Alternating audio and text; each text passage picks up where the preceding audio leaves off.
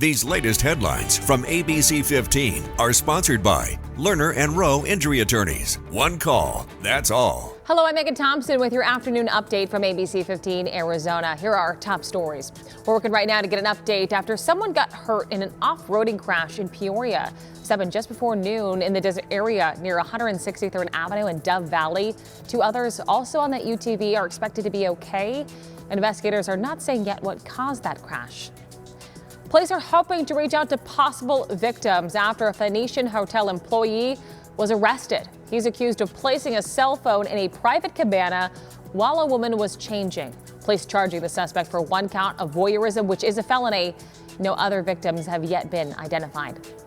And traffic is flowing once again, not water, on Van Buren from 9th to 12th Street. The area was closed down for hours yesterday due to a water main break. We're told one lane is now open in both directions. Officials also tell us Phoenix Water customers are not impacted by any outages from those emergency repairs. ABC 15 is keeping tabs on the high-profile baby Skyler case. The woman facing charges is now out on bond, but could a plea deal be on the way? Annie Anderson is accused in the death of a newborn baby found at Sky Harbor Airport back in 2005. The case went cold for 18 years until she was arrested in 2023. ABC 15's Ashley Holden obtaining paperwork that shows a reproductive justice group posted Anderson's bond and that a plea agreement may be on the table. The new documents that we got that says the state will make a plea offer. However, the defendant needs to request an offer. Sometimes they say, we want you to send a plea request and then we'll talk about that. And they can make a request and they can go back and forth and then try to work something out. You can check out this case on Arizona Crime Uncovered. You can watch it right now on ABC15.com and our YouTube pages. ABC 15 knows safety at school is top of mind, so we're holding your state leaders accountable and bringing transparency to the decisions they're making that impact your family. In Tuesday's House Education meeting, lawmakers went over the Auditor General's report tied to school safety emergency plans, or EOPs. ABC 15 previously reported on this issue back in December. The Auditor General found that of the schools it looked at, no district or school had fully met the minimum state standards. Now the House Education Committee wants to ensure districts are following the minimum standards if they're receiving grant money from the state. We haven't really focused as much on the emergency operations plans previously. They've been put in a statute since 2002, but we really haven't enforced or checked up on these schools about whether they're doing them or not. Gress is also proposing a bill allowing schools that use safety grant money for resources or safety officers and counselors to be able to also use that money to upgrade security measures if needed. Of course, we'll continue to follow these bills for you. ABC 15 is also celebrating the good in our community, and right now is a great time for you to get involved.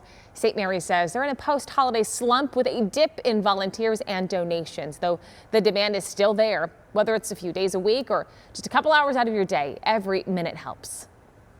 I think people need help all year round, and we forget it's not just during the holidays. And I think we should be there to help out all through the year.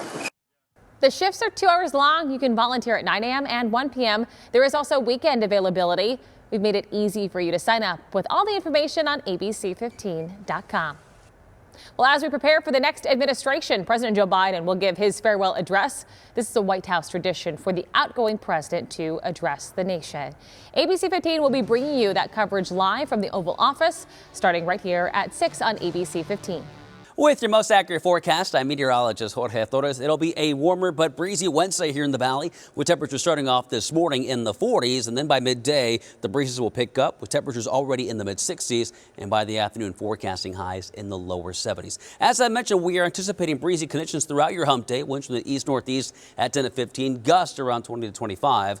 In Mojave County, winds a tad bit stronger once again, with gusts up to 50 in areas like Bullhead City and Lake Havasu City, with highs in the mid-60s for this afternoon. Up in the high country and along the rim, those temperatures remaining in the 40s for highs through at least this afternoon in areas like Flagstaff, Heber, and Show Low. 50s in areas like Prescott, Payson and Sedona in 60s and lower 70s across the lower deserts. The overnight lows tonight, dipping to as cold as 4 in Winter Rock, 9 in Winslow, 10 in Flagstaff, into the valley, forecasting lows in the mid-40s. Your 7-day forecast keeping those temperatures in the valley in the 70s through tomorrow, cooler by Friday. And in Flagstaff, we'll be in the 40s all the way through the weekend, with a slight chance for a shower Friday and again on Monday. We will have another update for you tonight. Until then, get the latest news, weather, and traffic at abc15.com, or you can download that free ABC 15 mobile app. These latest headlines from ABC 15 are sponsored by Lerner and Rowe Injury Attorneys. One call, that's all.